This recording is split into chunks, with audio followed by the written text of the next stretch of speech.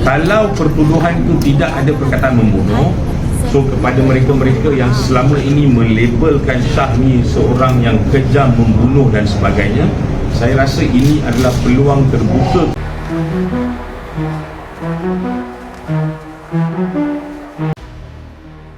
Peguam mewakili lelaki dalam insiden kekecohan operasi penangkapan anjing liar baru-baru ini menegaskan bahawa tiada sebarang unsur pembunuhan atau penyiksaan kejam seperti yang didakwa dan ditularkan di media sosial.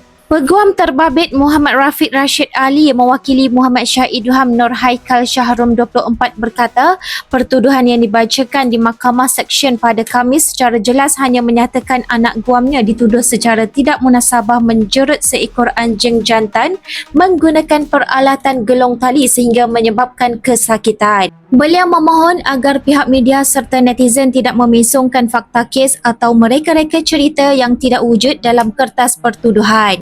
Terdahulu, Muhammad Shah Idham dan pemilik anjing bernama Rocky S. Rogini Devi 42 mengaku tidak bersalah selepas pertuduhan dibacakan di hadapan Hakim Mujib Saroji. Mengikut pertuduhan, Rogini Dewi didakwa secara tidak munasabah telah menarik manakala Muhammad Shah dituduh menjerut seekor anjing jantan menggunakan peralatan gelong tali sehingga menyebabkan kesakitan ke atas haiwan itu di sebuah rumah di Jalan Sama Gagah, Taman Teluk Gedong Indah, Pelabuhan Kelang antara jam 11 hingga 11.30 malam pada 29 Julai lalu. Pertuduhan dibuat mengikut Seksyen 29-1-I Akta Kebajikan Haiwan 2015 dan boleh dihukum di bawah Seksyen 29-1 Akta sama yang membawa hukuman denda antara RM20,000 hingga RM100,000, penjara maksimum 3 tahun atau kedua-duanya jika sabit kesalahan.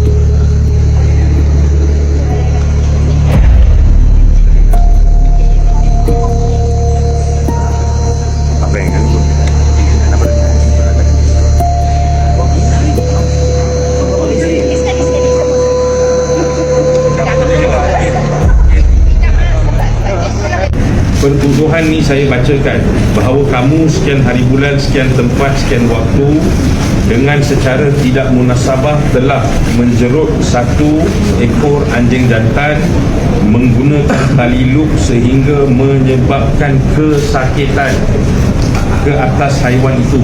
Oleh demikian, kamu telah melakukan kesalahan di mana seksyen tadi. Please tell me mana perkataan bunuh. Please tell me mana perkataan seksa. Please tell me mana perkataan pukul. Please tell me mana perkataan memukul dengan kuat sehingga menyebabkan kematian. Rakan-rakan media, saya hormat tugas anda. I respect your job. Tapi jangan pesongkan sesuatu yang tidak betul. Dan juga kepada rakan-rakan kita yang menyokong kita, rakyat Malaysia dan juga yang menjadi labelnya netizen.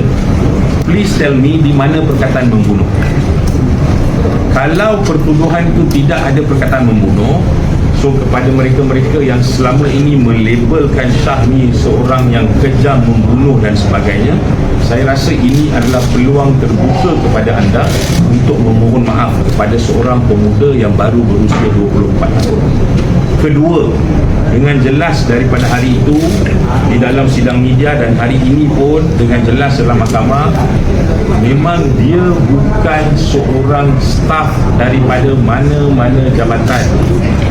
He is not working with MBDK. Dia merupakan bukan seorang sukarelawan.